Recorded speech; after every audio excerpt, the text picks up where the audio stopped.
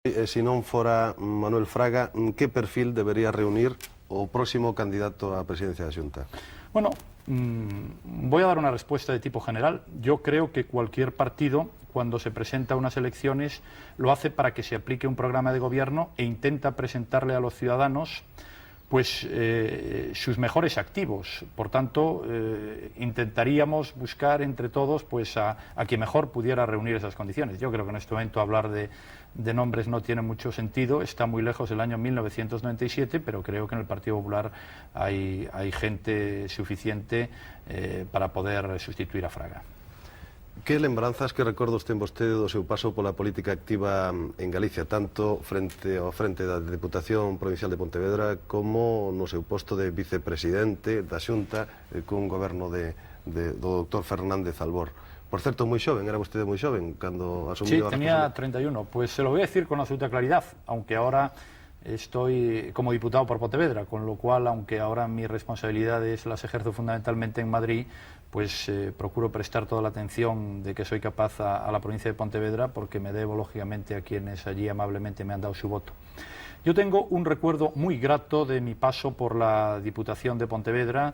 La verdad es que es una institución en la que se funcionó en aquella época con mucha normalidad, con un muy buen ambiente, no solamente en el equipo de gobierno, sino incluso con los diputados de la oposición, y había diputados en la oposición del PSOE y del Bloque Nacionalista. Creo que se hizo una labor razonable y por tanto tengo muy buen recuerdo, y desde luego para mí fue vital para mi carrera política. Para mí el haber pasado por la administración local y en concreto por la Diputación de Pontevedra fue algo absolutamente decisivo y no lo olvidaré en mi vida, es decir, no olvidaré en mi vida la Diputación de Pontevedra. En cuanto a mi paso por la Xunta, yo estuve, antes de ser presidente de la Diputación de Pontevedra, cuando se constituyó la Xunta en el año 1981. Realmente tengo también muy buenos recuerdos. Prácticamente no había nada. Recuerdo que cuando Alianza Popular entonces ganó las elecciones, pues había 3 despachos y había que constituir un gobierno.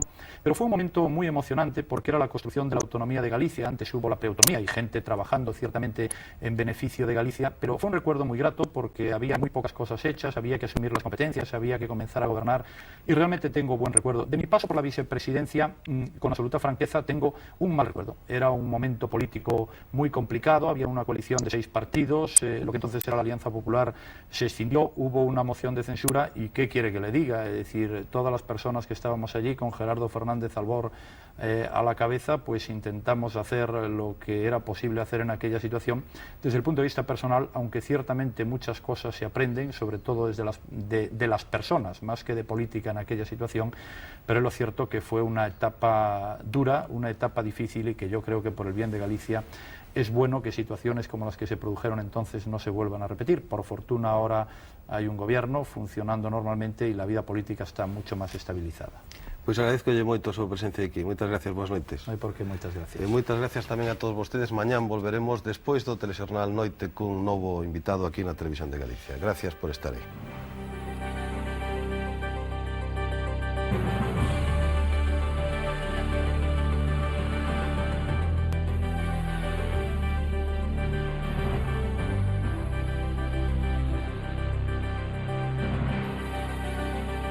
Ola, boas noites. As autovías de enlace coa Meseta constitúen unha das obras civís máis importantes de cantas se teñen realizado en España, pero supoñe sobre todo o pago dunha débeda histórica con Galicia que con estes accesos verá reducidas as distancias co resto de España e, por tanto, cos centros de decisión. Non sei se o noso convidado se considera ou non o pai desta importante obra civil, pero en todo caso está aquí esta noite polo seu protagonismo na súa construción, entre outras cousas. Emilio Pérez Touriño, que abandonou hai poucas semanas a Secretaría Xeral de Infraestructuras do Ministerio de Obras Públicas e Transporte, acompáñanos esta noite. Moi boas noites. Boas noites. Odito, non sei se se considera vostede o pai de todo ese inxente movimento de terras que estamos a ver estes últimos meses os galegos por onde queira que vamos. Bueno, a verdade é que en todo caso non é unha mala descendencia. Non, unha obra das características e da envergadura como son as autovías de Galicia dificilmente poden ter un autor singular, con nomes e apelidos. E o resultado non é un tópico dun traballo, de un esforzo conxunto de moita xente, e dun esforzo, en definitiva, cooperativo e solidario de moitos técnicos, de moitas vontades políticas e de moito esforzo dos ciudadanos españoles e galegos en particular cos seus impostos. E, de alguma maneira, a consecuencia tamén dun acordo suprapartidario, dun acordo institucional entre dúas administracións de distinto signo político, non? Que se entenderon moi ben. Bueno, o tema das autovías, por importancia que ten para Galicia, efectivamente, nestes últimos anos resultou ser a veces un tema controvertido, eu diría que ás veces excesivamente controvertido. Efectivamente, as autovías son un tema de Estado. Galicia, pola súa posición periférica en España e en Europa, necesita dunha dotación, dunha estación infraestructural moi enérxica e de estar perto dos mercados españois e europeos. As autovías son claves para eso. En ese senso, sempre foron, eu creo, hai que entendelas como a resultante, efectivamente, dunha política de cooperación e dunha vontade política de Estado. A propósito do entendemento, hubo moi recentemente palabras do presidente Fraga, palabras de eloxio para a súa persoa, hai poucos días, despois de rematado o Consello do pasado xoves, da pasada semana. Sin embargo, tamén hai no ambiente unha certa preocupación polo retraso. Vostede que conoce a cuestión, cree que hai os problemas técnicos son de tal envergadura que justifican ese retraso que vai ser de 1 ou 2 anos, ao parecer? Bueno, o tema do plazo das autovías e da súa efectiva entrada en servicio, un tema tamén sempre obxecto de debate. Eu creo que hubo un momento que foi a clave na historia desta obra, non? Que foi a revisión do convenio a raíz dos problemas surdidos en concreto no paso de Piedrafita, que, como vostede sabe, é o tema do atranco máis importante, a dificultade maior que ten os accesos a Galicia. Con ese motivo se revisou, de feito, por vía de feito, se revisou os plazos e a dinámica do convenio, a dinámica das obras. Feita esa revisión que se fixo fará ahora un ano e medio, 2 anos, realmente creo que está marchando todo dentro dos plazos previstos. En definitiva, no ano 95, pois habrá perto de 160, 170 kilómetros que deben entrar en servicio de autovías. Lugo e Coruña quedarán unidas por autovía e tamén Vigo con Ourense no ano 95, e tamén nese ano estará en marcha, en execución, todos os restantes tramos, máis de 460 kilómetros de autovías hasta chegar a Benavente, estarán en plena execución.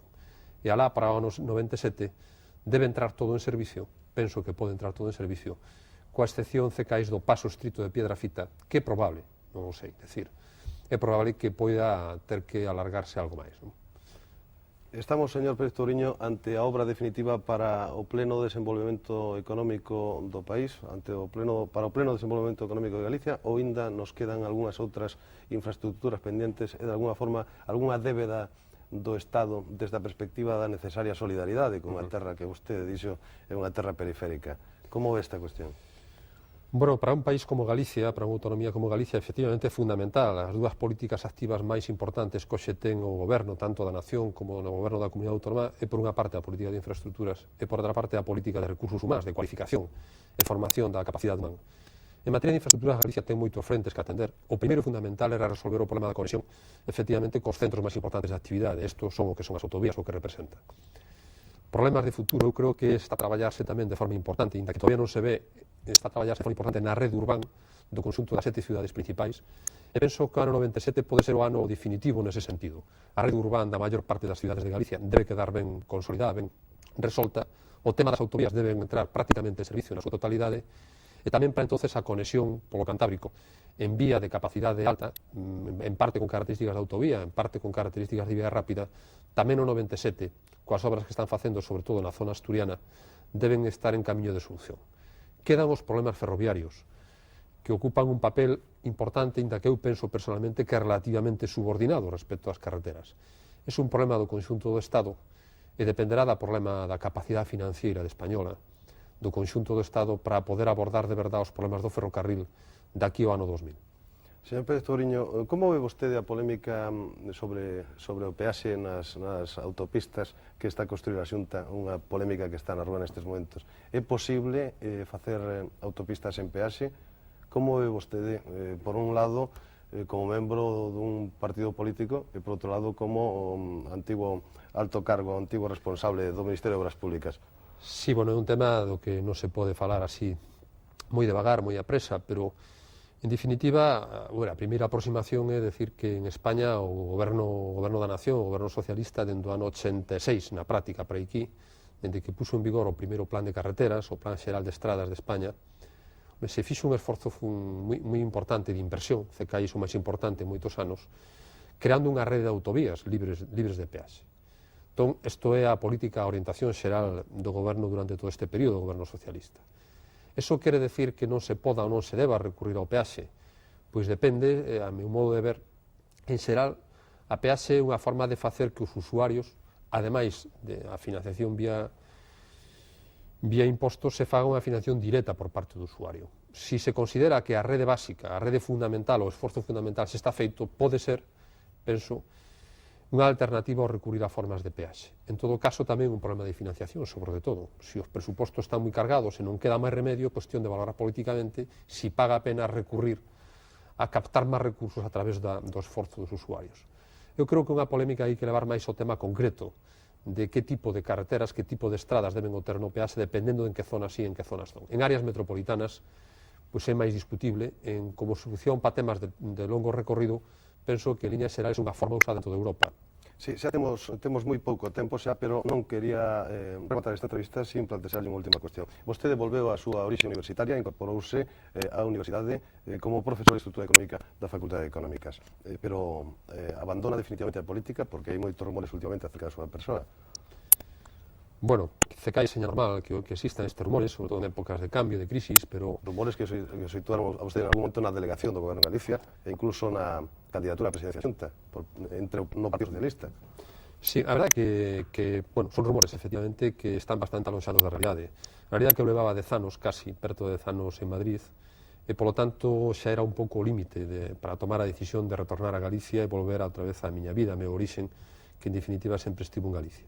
Ese é a base do meu retorno, e retorno a onde está a miña actividade profesional, que en definitiva é o ensino e un pouco o análisis de economía aplicada, a investigación, etc. Eso é o que quero facer, o que me apetece facer, e quixera tomarme un respiro no sentido da política profesional. Non vexo a necesidade, nin teño unha vocación directa e inmediata por volver á política no sentido máis profesional de término. En ese senso, efectivamente, estou lonxe de estar na liña deses rumores, de pensar en volver a cargos públicos, polo menos no que a miña perspectiva temporal chega a alcanzar a corto e medio plazo. Pois non me queda máis que agradecerlle a súa presencia esta noite aquí nos estudios da Televisión de Galicia. Gracias, boas noites. Moitas gracias. E moitas gracias tamén a todos vostedes. Mañá volveremos cun novo tempo de entrevista, cun novo convidado neste espacio que lle chega cada noite despois do último telexornal. Moi boas noites e moitas gracias.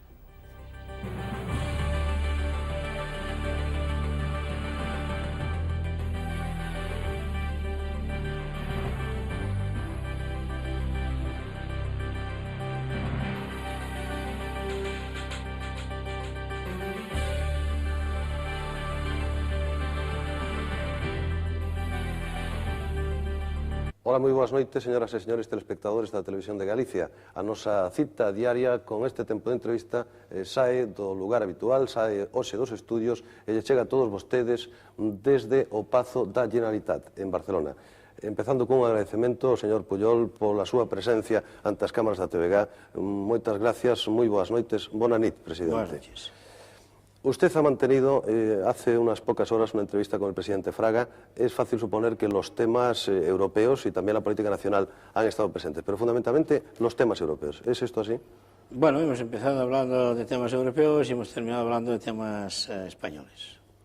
En concreto, en relación con la política europea, hay un punto de coincidencia en cuanto a la función que ustedes desempeñan, que es la Comisión Institucional del Comité de Regiones. Sí.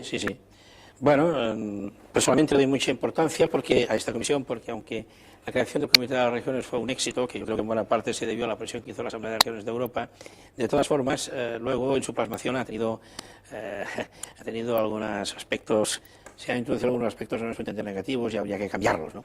Y en todo caso habrá que reforzar el papel de las regiones, del propio comité, etcétera, aprovechando que en el año 96 tiene que haber la revisión del Tratado de Maastricht. Entonces será el momento de introducir hechos nuevos, cambios, ¿no?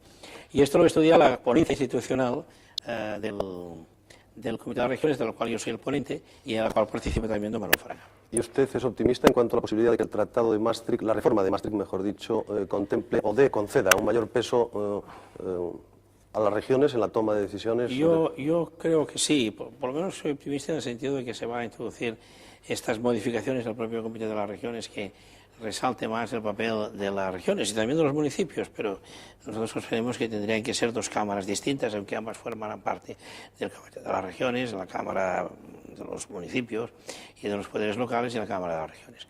Y luego que el Comité de las Regiones pues no esté, por así decirlo, supeditado como está ahora al Consejo Económico y Social. Bien, y algunas otras cosas, estas son las principales. Yo pienso que esto va a ser bien visto por la Comisión y por el Consejo de Ministros cuando llegue el caso.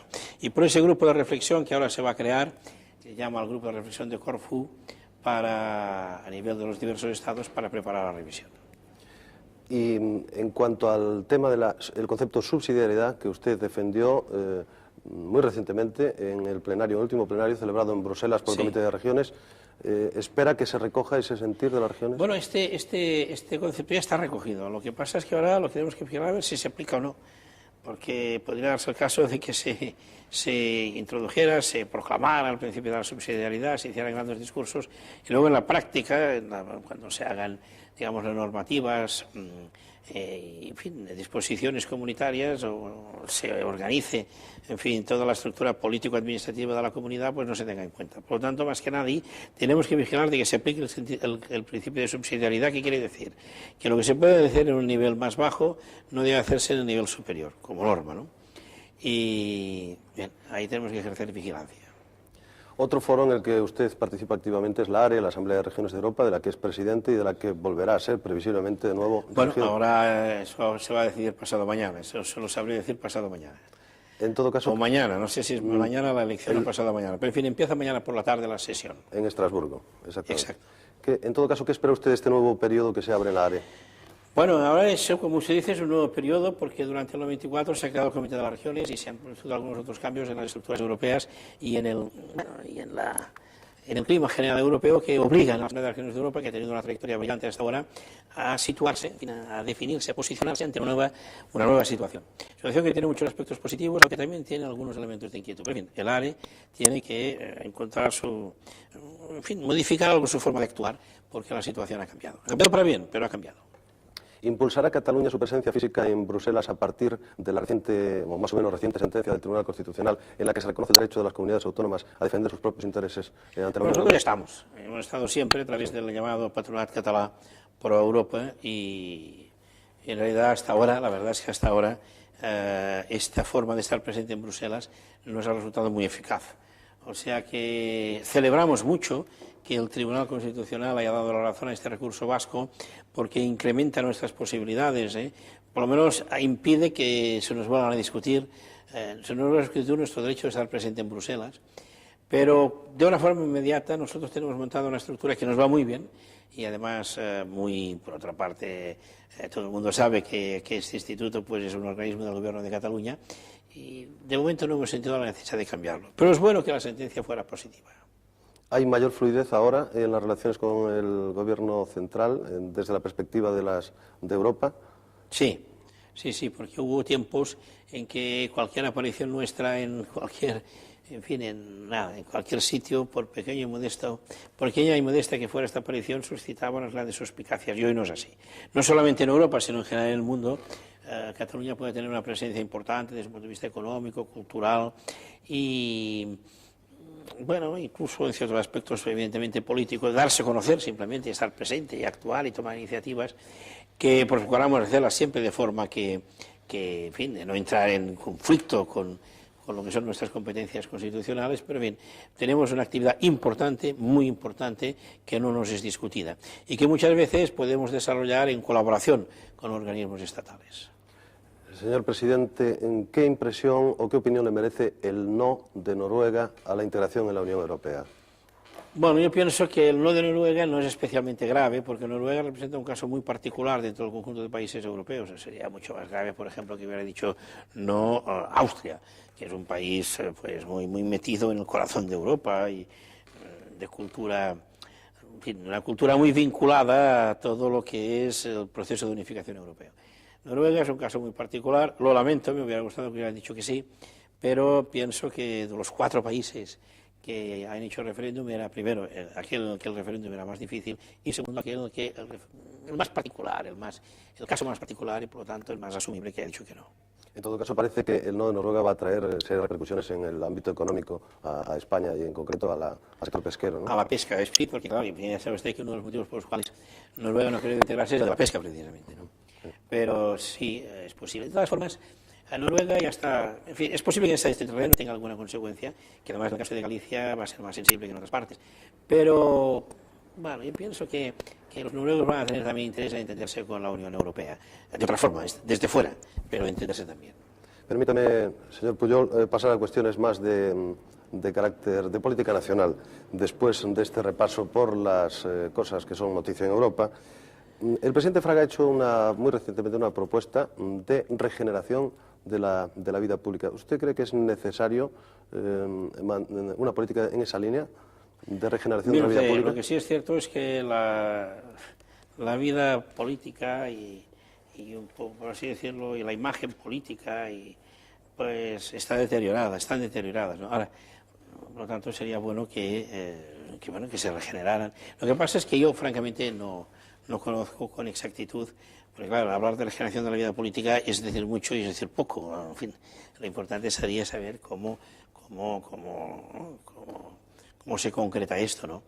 Pero en fin, que sería bueno que la imagen de los políticos, que por otra parte, los políticos, con todos nuestros defectos, de todas formas, hemos pilotado la transición política y económica y social española desde el año 1975 hasta ahora, y el resultado ha sido bueno, mucho mejor de lo que nadie había previsto, y el cambio que ha habido en el país ha sido espectacular y positivo, y esto lo hemos hecho entre todos. Toda la sociedad, desde el rey hasta el último ciudadano, y sobre todo la sociedad civil, ha participado mucho, y los sindicatos